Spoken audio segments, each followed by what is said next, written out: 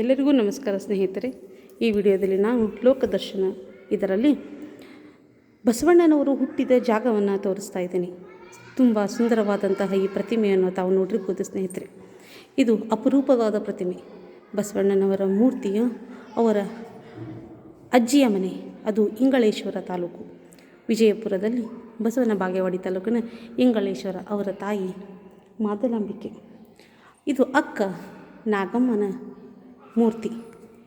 ಇದನ್ನು ಅವರು ಈಗ ಸ್ಮಾರಕವಾಗಿ ಬದಲಾವಣೆ ಮಾಡಿದ್ದಾರೆ.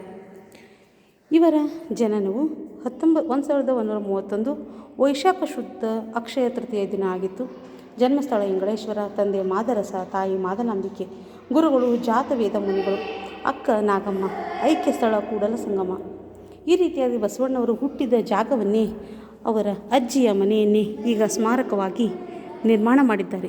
ಈ ಸುಂದರವಾದಂತಹ ಅಂಶವನ್ನು, ಈ ಸ್ಥಳವನ್ನು ನಾನು ನಿಮ್ಮೊಂದಿಗೆ ಹಂಚಿಕೊಳ್ಳಲು ಬಯಸುತ್ತೇನೆ. ಇವರು ಹುಟ್ಟಿದ ಮನೆಯಲ್ಲಿಯೇ ಅವರು ಈ ಕೆತ್ತನೆ ಎಷ್ಟು ಸುಂದರವಾಗಿದೆ ನೋಡಿ ಸ್ನೇಹಿತರೆ. ಈ ಮನೆಯಲ್ಲಿ ಅವರು ಈಗ ಸ್ಮಾರಕವಾಗಿ ನಿರ್ಮಾಣ ಮಾಡಿರತಕ್ಕಂತಹ ವಿಶಾಲವಾದಂತಹ ಅರಮನೆಯನ್ನು ನಾವಿಲ್ಲಿ ನೋಡಬಹುದು ಸ್ನೇಹಿತರೆ. ಈ ರೀತಿಯಾದಂತಹ ಅಂಶಗಳನ್ನು ಈ ಇಂಗಳೇಶ್ವರ ಗ್ರಾಮದಲ್ಲಿ ಬಸವಣ್ಣವರು ಹುಟ್ಟಿದ ಜಾಗವನ್ನು ಕೂಡ ನಾವು ನೋಡಬಹುದಾಗಿದೆ ಸ್ನೇಹಿತರೆ. ಇದು ತುಂಬ ವಿಶೇಷವಾದಂತಹ ವಿಡಿಯೋ ಆಗಿದ್ದು, ಇದೇ ಸ್ಥಳದಲ್ಲಿ ಬಂದು ನಾವು ಇದನ್ನು ಮಾಡ್ತಾಯಿದ್ದೀವಿ ಸ್ನೇಹಿತರೆ. ಬಸವಣ್ಣವರು ಹುಟ್ಟಿದ ಜಾಗವನ್ನು ಕೂಡ ನಾನು ಇವಾಗ ತೋರಿಸ್ತಾ ಇದ್ದೇನೆ. ಅವರು ಹುಟ್ಟಿದ ಈ ಮನೆಯನ್ನು ಈಗ ಸ್ಮಾರಕವಾಗಿ 2 ಅಂತಸ್ತಿನ ಅರಮನೆಯನ್ನಾಗಿ ಮಾಡಲಾಗಿದೆ ಸ್ನೇಹಿತರೆ. ನೀವು ನೋಡಬಹುದು ಕಲ್ಲಿನ ಕಂಬಗಳನ್ನು ಕೂಡ ಇದು ಅತ್ಯಂತ ಸುಂದರವಾದ ಕೆತ್ತನೆಯಲ್ಲಿ ಮೂಡಿ ಬಂದಿದೆ ಸ್ನೇಹಿತರೆ. ಇದು 1ನೇ ಅಂತಸ್ತಾದರೆ ಇದು 2ನೇ ಅಂತಸ್ತು. 2ನೇ ಮಹಡಿಯಲ್ಲಿಯೂ ಕೂಡ ಸುಂದರವಾದ ಕೋಣೆಗಳನ್ನು, ವಿಶಾಲವಾದ ಕೋಣೆಗಳನ್ನು ನಾವು ನೋಡಬಹುದು ಸ್ನೇಹಿತರೆ. ಇಲ್ಲಿ ಪ್ರಾಂಗಣವಿದ್ದು, ಇಲ್ಲಿ ನೀರು ಎಲ್ಲಿ ಬಿದ್ದರೂ ಕೂಡ ಹೊರಗಡೆ ಹೋಗುವ ವ್ಯವಸ್ಥೆಯನ್ನು ಮಾಡಲಾಗಿದೆ. ಹಿಂದಿನ ಕಾಲದಲ್ಲಿ ಇದ್ದಂತಹ ಈ ಮನೆಯನ್ನು ಸ್ಮಾರಕವಾಗಿ ಬದಲಾವಣೆ ಮಾಡಿ, ಈ ಪುಣ್ಯ ಪುರುಷರ ನಾಡು, ಪುಣ್ಯ ಪುರುಷರ ಜನ್ಮಸ್ಥಳ, ಇಡೀ ಜಗತ್ತನ್ನೇ ಬೆಳಗಿದಂತಹ ಬಸವಣ್ಣವರ ಕೀರ್ತಿ ಹಬ್ಬಲೆಂದು ಈ ಸ್ಥಳವನ್ನು ನಿರ್ಮಿಸಿದ್ದಾರೆ ಸ್ನೇಹಿತರೆ. ಆದ್ದರಿಂದ ಈ ಮೂರ್ತಿಯನ್ನು, ಈ ಸ್ಥಳವನ್ನು ನೋಡಿಯೂ ಕೂಡ ನಾವು ಪುಣ್ಯವನ್ನು ಪಡೆದುಕೊಳ್ಳಬಹುದು ಸ್ನೇಹಿತರೆ. ಅಂದಿನ ಅವರು ಅಜ್ಜಿಯ ಮನೆಯಲ್ಲಿ ಅಥವಾ ಆಯಿಯ ಮನೆಯಲ್ಲಿರುವ ಅಡುಗೆ ಮನೆಯನ್ನು ನಾವೀಗ ನೋಡ್ತಾ ಇದ್ದೀವಿ ಸ್ನೇಹಿತರೆ.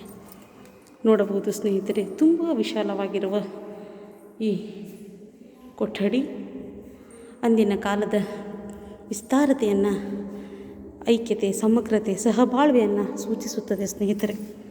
ಇದು ಸುಂದರವಾದ ಕೆತ್ತನೆಯನ್ನು ಕೂಡ ಒಳಗೊಂಡಿದೆ ಸ್ನೇಹಿತರೆ. ಈ ರೀತಿಯಾದಂತಹ ಅಂಶಗಳನ್ನು ಕಳ್ಳಬೇಡ, ಕೊಲ್ಲಬೇಡ, ಹುಸಿಯ ನುಡಿಯಲು ಬೇಡ, ಮುನಿಯ ಬೇಡ, ಅನ್ಯರಿಗೆ ಅಸಹ್ಯ ಪಡಬೇಡ, ತನ್ನ ಬಣ್ಣಿಸಬೇಡ, ಇದಿರು ಹಳಿಯಲು ಬೇಡ, ಇದೇ ಅಂತರಂಗ ಶುದ್ಧಿ, ಇದೇ ಬಹಿರಂಗ ಶುದ್ಧಿ.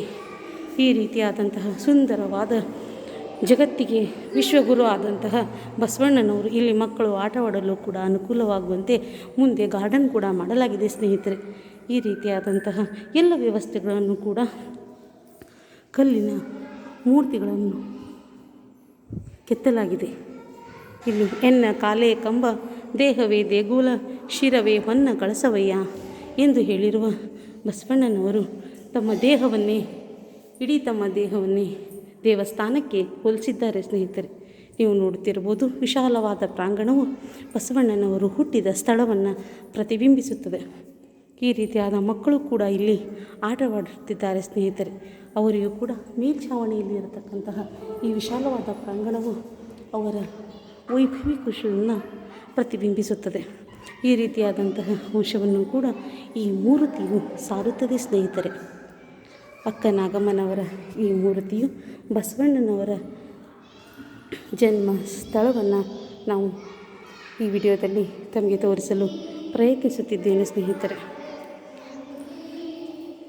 ಈ ವಿಶಾಲವಾದ ಪ್ರಾಂಗಣವನ್ನು ನೋಡಿದಾಗ ಬಸವಣ್ಣವರು ಹುಟ್ಟಿದ ಸ್ಥಳದ ಪ್ರತಿಯೊಂದು ಚಿತ್ರಣವನ್ನು ನಾವು ಈ ರೀತಿಯಾಗಿ ನೋಡಬಹುದು ಸ್ನೇಹಿತರೆ.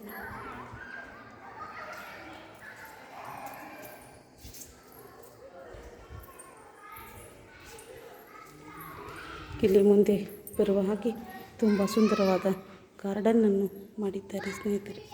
ಇದರಿಂದ ಹಚ್ಚ ಹಸಿರಿನಿಂದ ಕೂಡಿದ ಈ ವಾತಾವರಣವು ಸುಂದರವಾದ ಕೆತ್ತನೆಯಿಂದ ಕೂಡ ಕಂಗೊಳಿಸುತ್ತಿದೆ ಸ್ನೇಹಿತರೆ. ಇದು ಇಂಗಳೇಶ್ವರ ಗ್ರಾಮದಲ್ಲಿರುವ ಬಸವಣ್ಣನವರ ಹುಟ್ಟಿದ ಊರಿನ ಸ್ಮಾರಕ, ಆ ಮನೆಯ ಸ್ಮಾರಕ ಇದಾಗಿದೆ ಸ್ನೇಹಿತರೆ.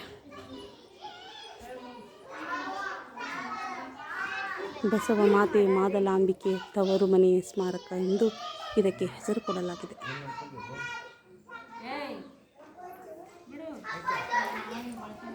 ಧನ್ಯವಾದಗಳು. ಈ ವಿಡಿಯೋ ತಮಗೆ ಇಷ್ಟವಾದಲ್ಲಿ ದಯವಿಟ್ಟು ಒಂದು ಲೈಕ್ ಬಟನನ್ನು ಒತ್ತಿ ನನ್ನ ಚಾನಲ್ಗೆ ಸಬ್ಸ್ಕ್ರೈಬ್ ಮಾಡಿಕೊಳ್ಳಿ.